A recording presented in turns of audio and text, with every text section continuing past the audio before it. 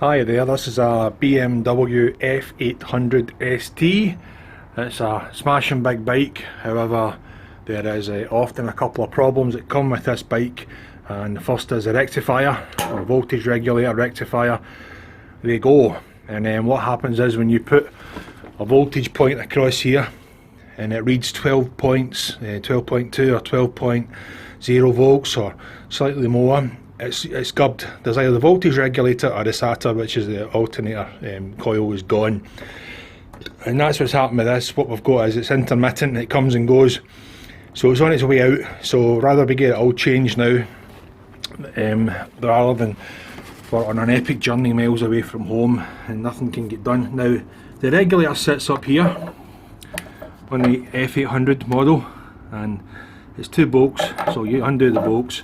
Two torque heads, I think it is, or Allen heads in this one. I'll just double check, unless it's already been replaced before. The bolts are fairly good size, that's what they are, and are they? Yes, they're torque heads, so there we go.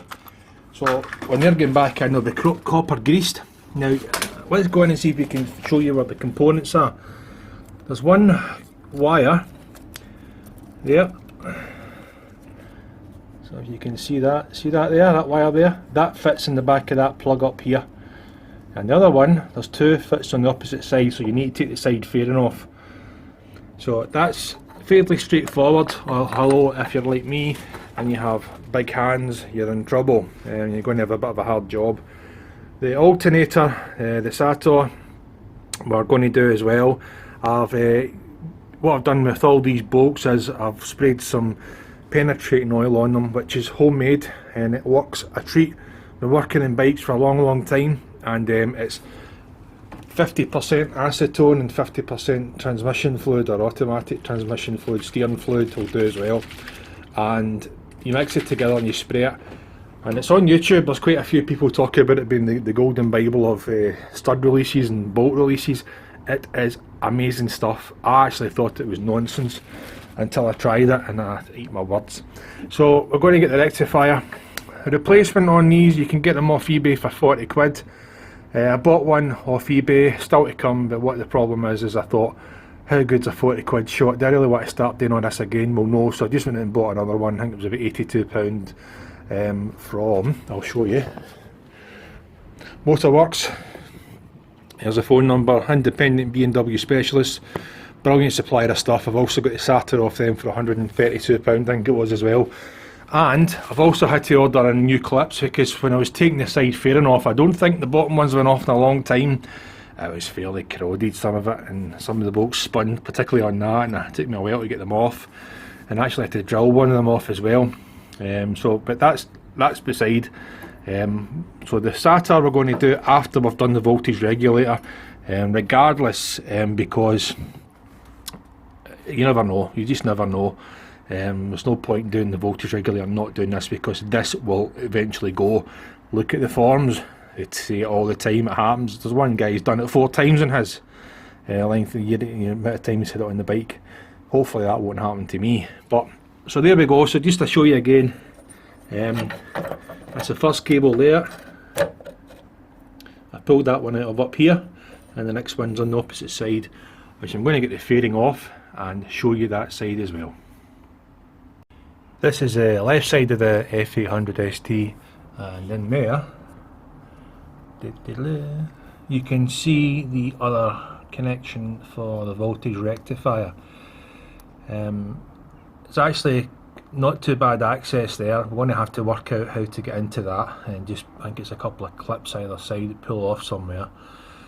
But there was another cable. This cable here was cable tied onto that, so to remove that first, so I'll need to remember and put that back, but we're going to have a go getting that out, and then that'll be the voltage rectifier, sort of halfway to getting fixed, because it'll be able to be removed.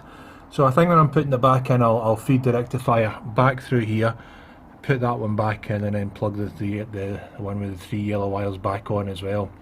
It's the simplest way probably to do it. BMW, never had one before. I've only owned this a couple of probably about a week now. But it's a great bike. It's been dead easy to strip down, and the you know, the fairings are great.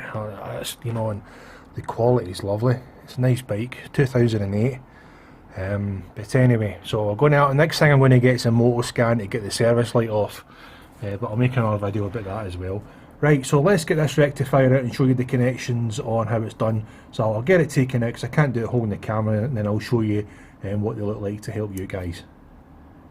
Just to show you here, there's see this up here. This sits in a clip. It sits in a clip, which holds it. Actually holds around the side of this plug here, and there's a tab here, and there's a wee tab at the back end you lift, and that should separate that, and then you just push it back up into the recess clip there. See it? It sort of sits in there. So hopefully that will sort that out. So that's a lot easier access. I thought I was going to have to start taking the whole top fairing off the tank and the airbox, and I thought, oh, I can't be bothered by that, but if I had to, I had. But that's good. Right, let's go on the next bit. So this is what it looks like when it comes out. It comes out from that angle there, out there, and then the whole thing can be pulled right through. Just push it through the other way, and then that one will reconnect back in. Going to do the starter, the alternator cover off. Going to get it off just now. I've done the rectifier out, but I'm just going to do this groundwork first while I wait for the parts to come.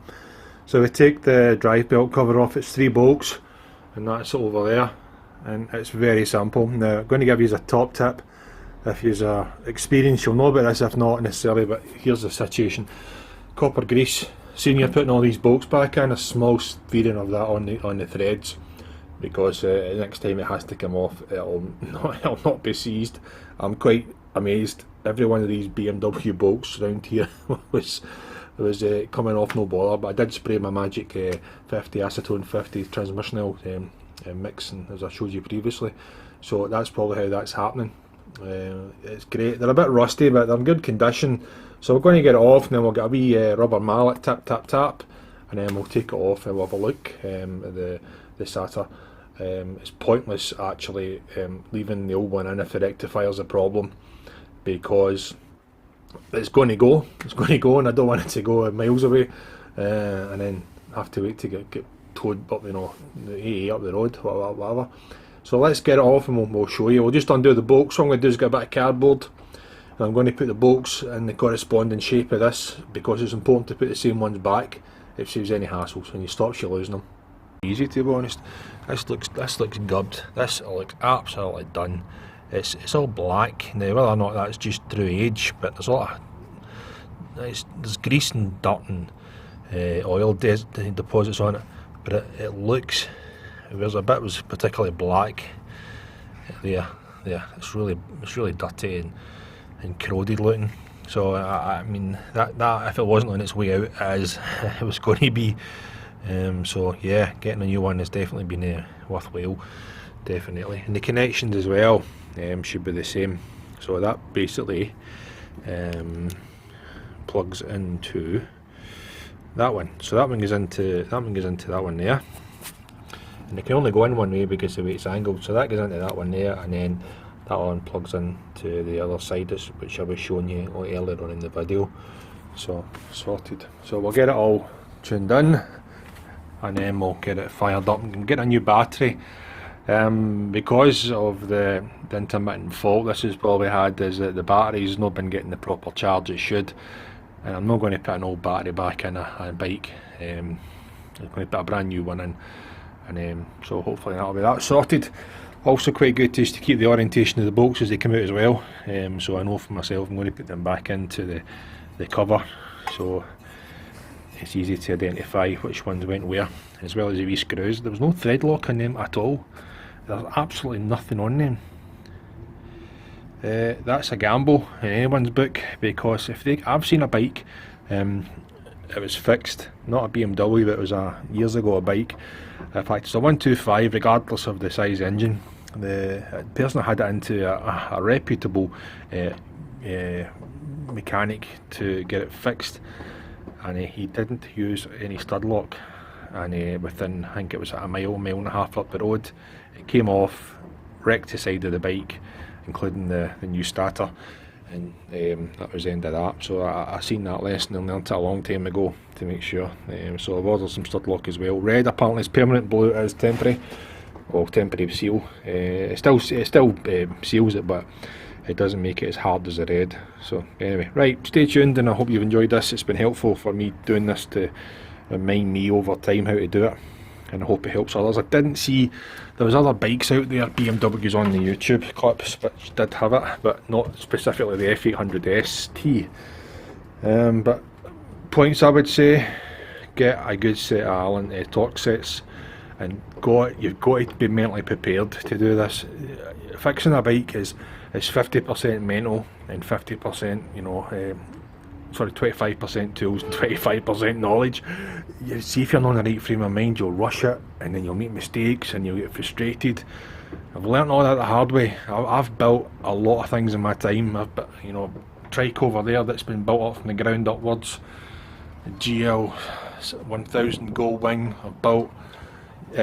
So this is fun to me. I'm not anyway a master mechanic, but I'm certainly self-taught and I enjoy it, and this is why I've done this video, to help you and the rest of the YouTubers out there. All the best.